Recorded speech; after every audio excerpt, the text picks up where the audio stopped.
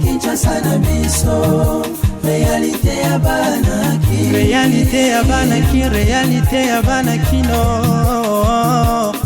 Bon début de la semaine, na ba fidèle nyonso ya magazine Kinshasa na biso o ezola la te pour nous informer bino pe ko la savoir ba vraie réalité à Kinshasa.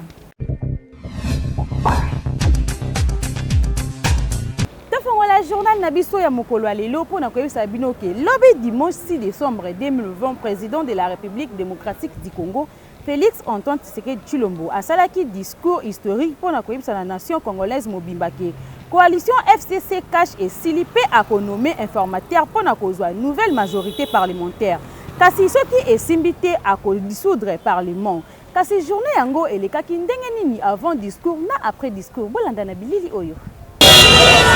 Lobby Mokonzi Yamboka, Félix Antoine Tshisekedi Tshilombo a s'adressé à la nation sur la décision Oyo Azwaki après la consultation Oyo a convoqué qui dans le mois de novembre l'équipe. Discours Oyo et Zalaki causé la population le discours y a changement. Pe selon approche naie et cause la discours moko historique Oyo et mettre fin na désespoir ya ba Congolais après 2 ans ya coalition. Constat ya magazine KNB na ville ya Kinshasa avant discours ya Mokonzi ya Mboka, ville ezalaki calme. Tout le monde abandaki kozela yango. Awa na district ya Tchangu ba terrasse ezalaki plein misu kaka na télévision na ba coin ba tie ba télé pe na ba base ya ba combattant ya UDPS pe ndenge moko. Kasi nini Congolais abandaki kozela na discours oyo boyoka bango.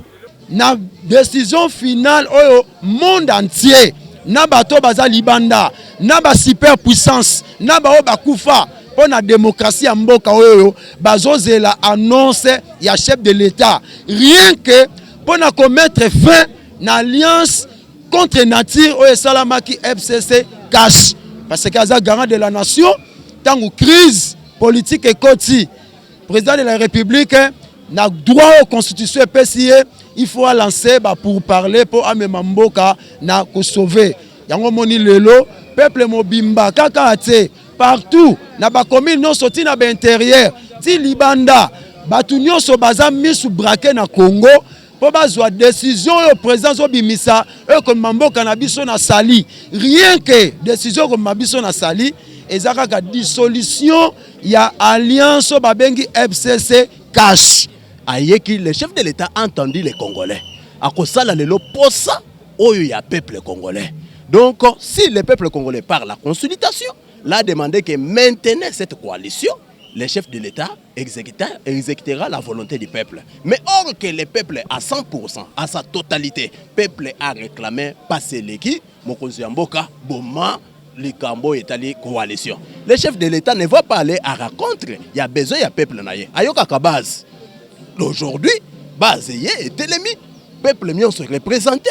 Même Bakouchi, même jusqu'à Yabana Mike, Yamboka Télémi pour parler et montrer leur figure devant le chef de l'État. Nous sommes sûrs et certains que le président de la République doit respecter aujourd'hui par son discours la volonté des peuples congolais. Je vous assure que le président Maloba Oyo Akoloba Lelo Atanzambe Likolo Akosepela. Pour l'Obama déjà, la voix du peuple, c'est la voix de Dieu. Yango wana tozeli lelo biso nyonso elongo na bana na mikolo na mindele mokili mobimba toyoka oyo président Fachi Beton akoloba. En tout cas tozana esengo sans toutefois ka loba nan.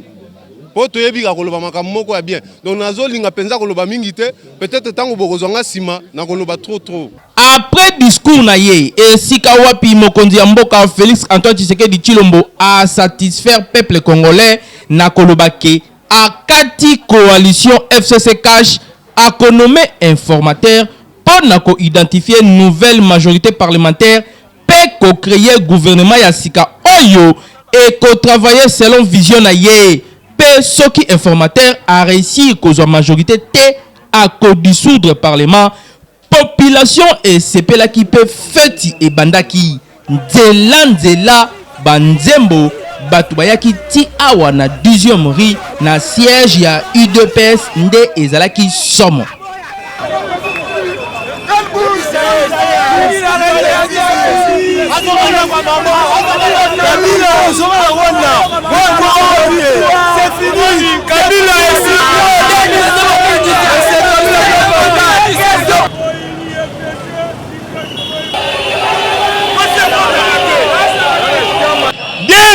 sacrifice, des ans volonté. Oh, il fallait un seul an il y a FCC, bandeko FCC, bapesier yangote. Troisième message, oh, on a retenu. Oh, c'est très important, très capital. Oh, le chef de l'État a tiré des députés en défi devant eux, basé la proposition Mibalé. Le président de la République a dit ceci. Au cas où les députés et les sénateurs, c'est une majorité. Le président de la République doit dissoudre le Parlement. Et il va aller aux élections anticipées de Tomesana Koloba.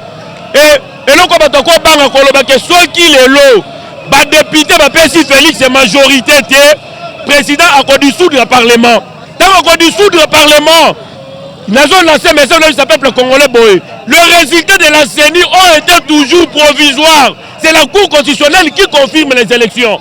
Alors, maître cher grand frère, Bakoulou Toulagaba député, devant vous, vous avez $6 200, vous avez encore le chômage. Soit, vous faites Félix, majorité à Sika, à diriger Mboka, à Sunga Congo, à Longola Congo na Boumbu. Parce que Félix était aujourd'hui face à l'histoire. Place où Félix a salé le discours. Et la même salle de Congrès, où Lumumba s'est l'indépendance. Depuis Congo, ils ont Congo. Nous avons place où les gens Lumumba, nous avons l'indépendance. C'est pourquoi le président Félix, Lelo Azongi, pour la Kolakisa, vraie alternance, c'est Bandi de Lelo. Tozana Esengo, na message oyo président Fachi, a outu ko pesa ba na Congo. Tala maloba na ya suka zolo bake. Bande ko to simana na maboko, sikoyo to simana na maboko poto banda musala. Kabila azwaki mboka en otage. Ba institution nyonso Kabila simbaka ngo na maboko na ye. Motema mabe ya niveau ni Fachi kuto abengaki ye partenaire awa. Awa tozaki na butu bino so bazaki ba témoin.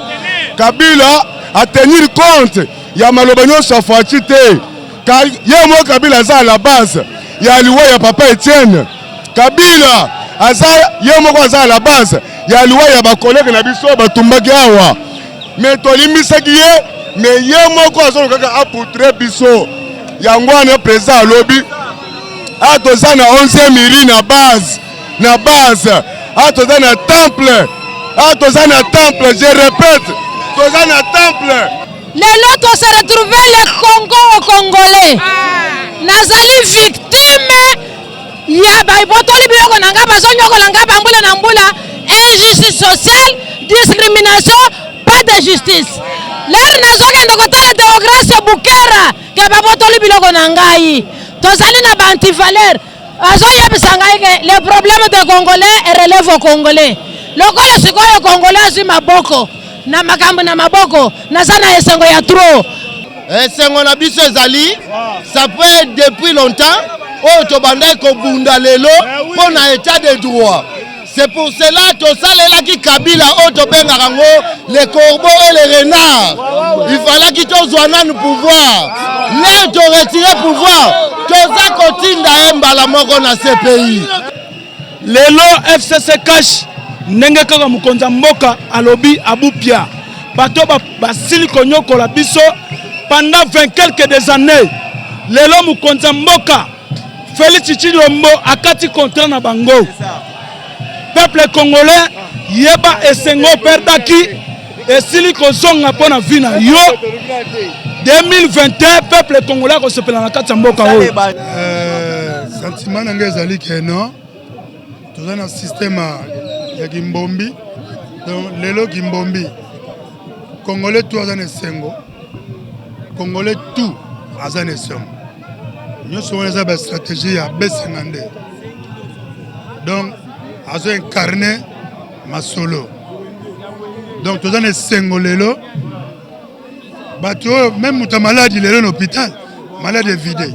Kokufa ya mariage entre FCC na cash. Lokole salami yango biso nyonso tozali awa na chaise ya UDPS pour la manifester esengo na biso vis-à-vis na décision au président de la République à lobby. comme Mokozamboka promettre biso à nommer informateur.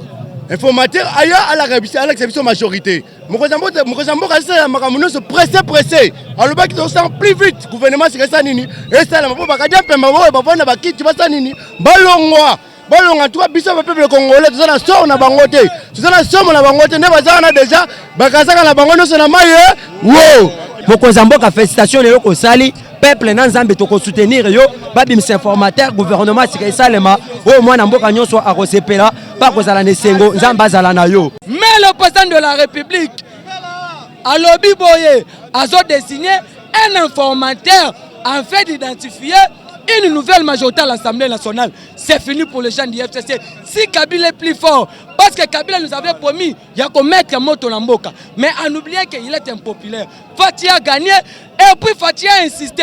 Nous mettons en garde la Senko. Pour ne toucher gratuité et seulement. Au Kozala, puni sévèrement avec l'argent de Kabila que tu as bouffé. C'est ça le chef de l'État. Il a raconté la volonté du peuple congolais. Je dis, plaisir à trop, Toyoki, Tomoni. Maintenant, makambo bandi. Donc, oya Tchaki Tembe, Fachi déjà, assez à lobby. Donc, makambo bandi. Totele mabisonyo surtout. Tout dans la cime chef de l'État. Coalition, il y a FCC, na Cash et Koufi. Donc, na minute yo, tozo kende sikoyo. Il y a président, na peuple na ye. Biso tozali. To sepeli makasi. Parce que le président de la République a eu bâton dans la main, a décidé pour dissoudre le Parlement, a décidé pour nommer informateur. Et bien, alors, qui c'est le biboé? Ce qui est informateur, à quoi qui concerne Moussa, à cause de l'autorité en tant que président de la République, a décidé pour dissoudre le Parlement.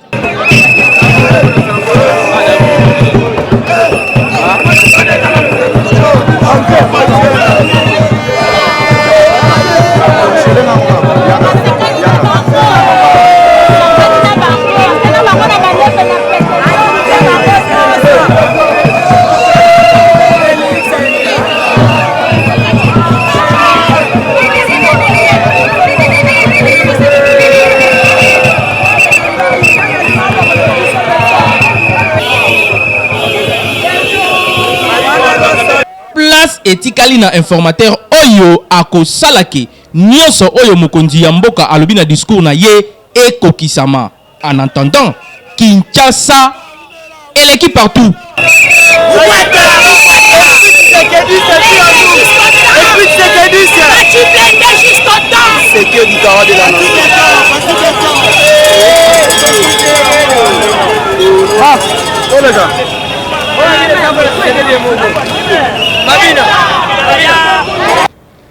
Na déclaration moko et salami mokolo ya lelo lundi 7 décembre 2020 na Kinshasa, Front commun pour le Congo FCC alobi à prendre acte na ba décision nyonso oyo chef de l'État Félix Antoine Tshisekedi Tshilombo alobi pour na commettre fin na coalition FCC Cash. Boyoka coordonnateur ya FCC Nemi Mouilani ndenge ya lobaki liboso ya presse. Le FCC note que les conclusions unilatérales qu'en tire le président de la République violent gravement la Constitution et servent de prétexte pour liquider par l'instauration d'un régime dictatorial au service d'un pouvoir personnel les institutions démocratiques établies au terme des dernières élections générales du 30 décembre 2018. Si le président de la République estime qu'il y a matière à contestation de légitimité des députés nationaux, le FCC rappelle que ces derniers et le président de la République sont issus des scrutins combinés et que cette problématique induirait logiquement l'organisation des élections générales anticipées à tous les niveaux, présidentielles, législatives, nationales et provinciales. 6. Le FCC dénonce de la manière la plus ferme l'usage abusif, flagrant des moyens de l'État par le cash, justice, services de sécurité, police, argent de l'État en vue de faciliter la confiscation des libertés publiques et l'exécution d'un coup d'État constitutionnel. Il rappelle que la dispensation politique actuelle est issue des urnes et que les libertés fondamentales d'expression et de mouvement qui sont constitutionnelles ont été conquises de haute lutte. De ce qui précède, 1. Le FCC prend acte de la décision du président de la République de mettre fin à la coalition, avec les conséquences qui s'imposent pour les caches telles qu'évoquées au point 3 de la présente déclaration. 2. Le FCC ne se sentant nullement concerné par les annonces inconstitutionnelles du chef de l'État, le rejette en bloc. Il assure son ferme soutien au Premier ministre et son gouvernement, ainsi qu'au bureau de l'Assemblée nationale et du Sénat. 3. Le FCC qui prend à témoin l'opinion tant nationale qu'internationale sur la crise institutionnelle que tente de créer artificiellement le président de la République et sa famille politique, usera de tous les moyens de droit et politique pour y faire face et fixera sa conduite à tenir dans les prochaines heures. 4. Le FCC informe le public qu'il va demander à son autorité morale, le président de la République honoraire, son Excellence Joseph Kabila Kabange, de donner sa part de vérité afin d'éclairer l'opinion sur la situation politique du pays ainsi créée par le président de la République. 5.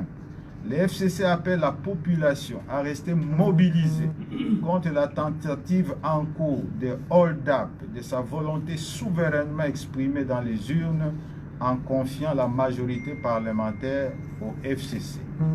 Face à la situation oyo, professeur Nemi Moulania, coordonnateur national ya FCC alobi ke bakosenga na ex-président Joseph Kabila Kabange a fait sa part na ye ya vérité par rapport à la crise actuelle pour na ko éclairer population. Dossier à suivre. Kinshasa et l'équipe partout.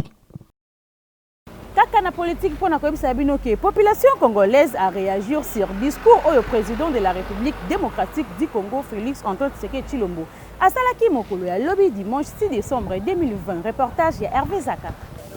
Bon, population abandon ko jela eloko ya mutia ka problème ya ko boma libala wana. Oyo zalaki ya mutia yango wana. Tout ce qu'il a dit, que le peuple a sepelé nango, surtout qu'il s'est prononcé en décision que la coalition wana ezali coalition te. Donc abomi yango, eloko ya mutia zalaki yango wana. Donc la abomi coalition en tout cas pour le peuple congolais c'est déjà un acquis. Bon, on a discours n'engezawana bokonzamboka asa intellectuel, discours ezala diplomatie, bakokoya ko dévoiler nyon soutien na discours. Donc n'engeza o balobaki important, batu bayokaki. Oyo pe mususu ezali, bon on a bien fait nango après discours.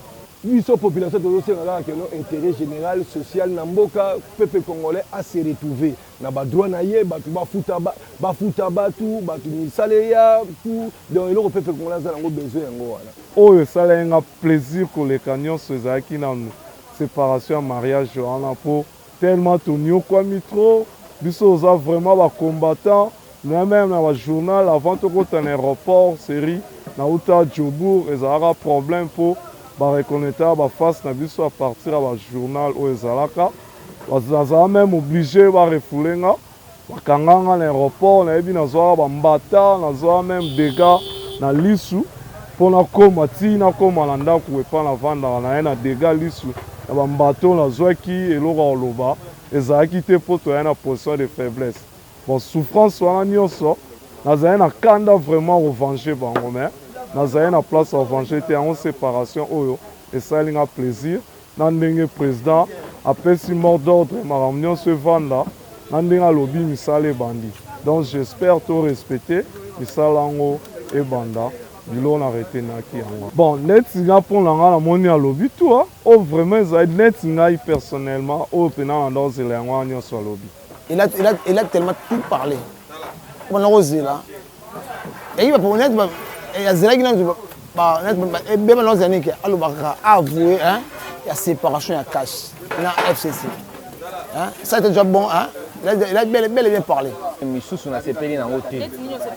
Na sepeli nango ko supprimer ministère oyo ya décentralisation wana po yango ndeza ondela la base ya makambo ya mabe. mais makambo mosusu wana nakoki kosepela nango mais sikoyo nga naza pragmatiste nazozela makambo action donc emonana wana sikoyo nakondima na ngai nga mpo na nga en tant que congolais nalinga ndenge alobaki na ye bien discours moko eza apaisement mpona pe ya mboka alobaki na ye mabe te alobaki na ye bien mais sikoyo en tant que congolais toloyoka badiscours ebele mais naza na posa sikoyo na palpe tozalaki kozela mpo toyoka mpe nyonso alobi oyo peuple elingaki neti oyo akabona libala neti oyo ndenge apesi bapromese ya misala ndenge asali 2 ans asali eloko te bakala elingaki ebele eza lokuta te alobi verité mpo ye aza lokwa tata na ye nyonso tu akokisaki lobi awa na wenze oyo wenze ayimbwa na lobi boye awa ezalaki feti munene mpo nyonso ezalaki na motema bapeuple congolais papa alobaki yango lobi yango tozalaki kozela alobaki mpenza oyo nde bango baza kozela esengo na ye nango ya kosakana nango te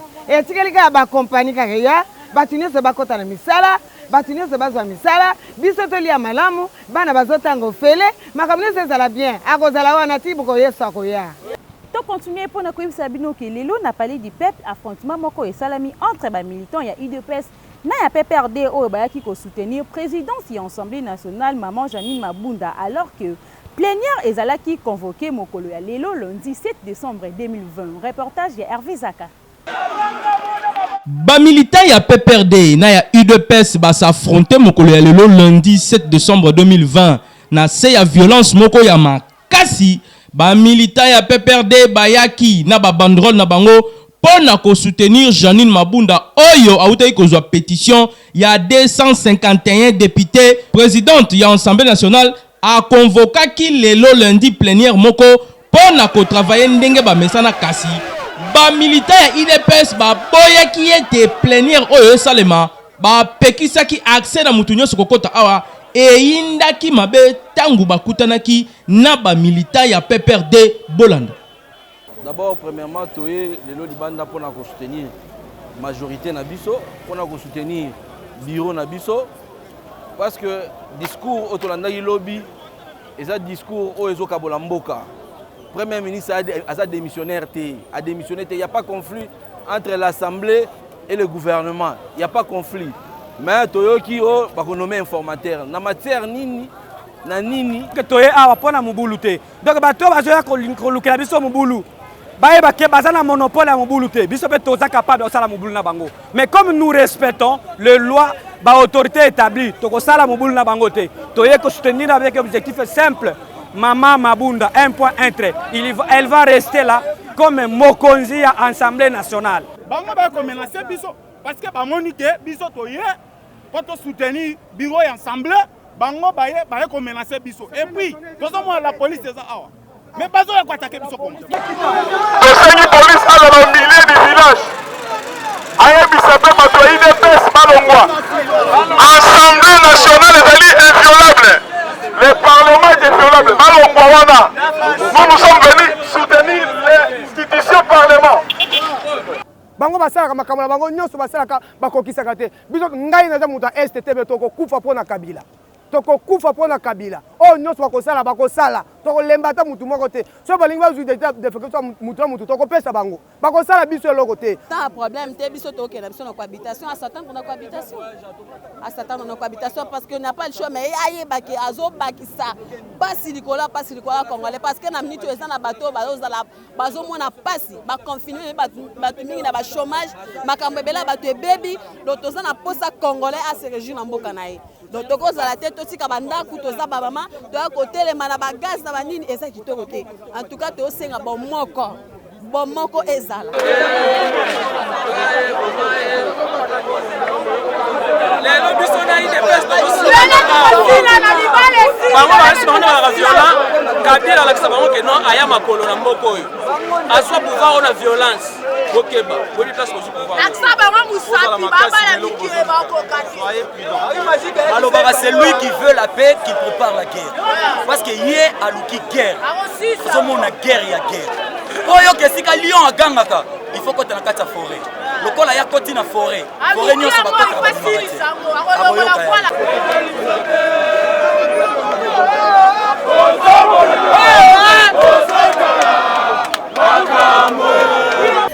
population toboyi tolingi présence wana te.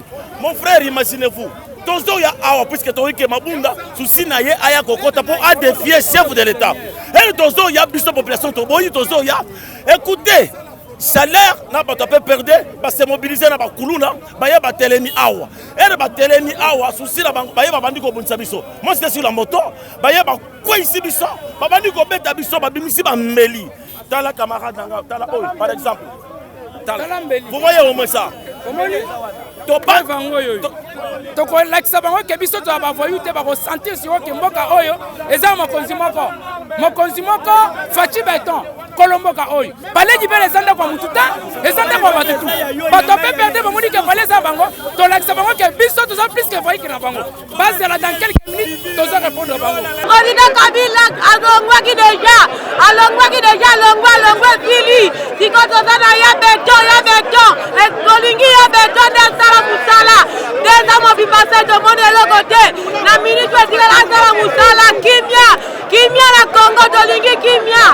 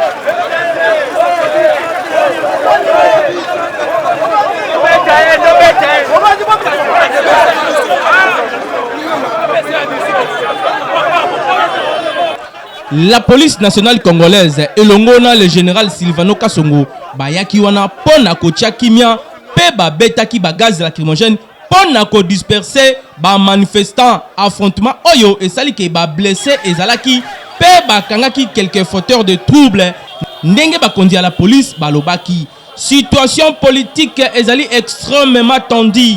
Président de la République Félix Antoine Tshisekedi Tshilombo a ko exprimer que coalition FCC cache et permettre yete à salamu salama lamu après ba consultation politique oya salaki na yango asengi na ba force politique nyonso pe ba force vive nyonso baza la simana ye pona coûte que coûte ko renverser majorité actuelle pe kozwa majorité parlementaire oyo et ko permettre na ye à salamu sala na ye malamu pe à promettre que Soki informateur Oyo a réussi qu'aux nouvelle majorité parlementaire T à dissoudre le parlement.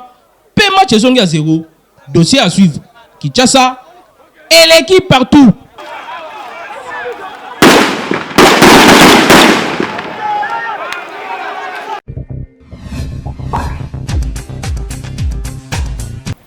Na sport pour notre Sabino Québec, est-ce qu'on a mis qui n'a Africa Joss va organiser un combat à Bourse Mokolo à vendredi 11 décembre 2020 na cher club na 16h juste.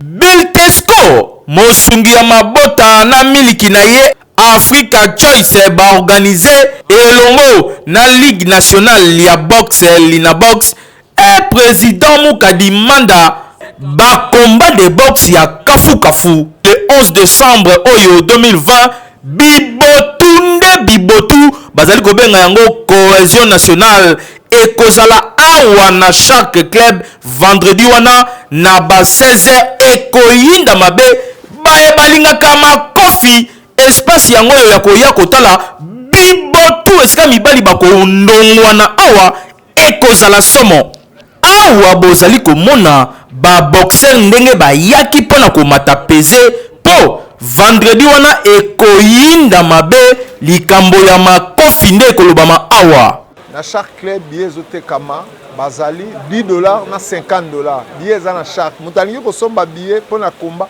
aya na chaque club akutu na Karamba coach Karamba nde aza na babillet azoteka na niveau ya chaque club di ya makoki nde moto ozomona ke tozobaluka neti toorganizaki le 30 octobre lelo toyeli sous le 11 décembre na kosoutenir jeunesse ya boxe na kati ya Congo ekende liboso ke bana bageste barrière mpo balobi awa sa masque okokota te bongisa mpe droit d'entrée na yo oyo ezali na $10 mpe $50 mpo na VIP yo moto olingaka makofi olingaka bibotu place yango oyo mpe occasion emonani mpo na yo oya kosavoure makofi me na banzoto ya bato mosusu Kinshasa eleki partout. Merci mingi pour la fidélité et confiance. Vous continuez toujours à couper sa biso ya kolanda magazine Kinshasa na biso. Kasi comme bongo na suka ceux qui vous sepela qui na biso ya mokola lilo. Vous pesa merci une équipe rédactionnelle mobimba KNB. Hervé Zaka double pour moi Simba Kibongo caméra na tonsi ata na réalisation. Pe na coordination ya Jim Kenzika kandeke to sera bino bo sa raté ko s'abonner massivement na chaîne Kinshasa na biso. Kinshasa yo et l'équipe partout.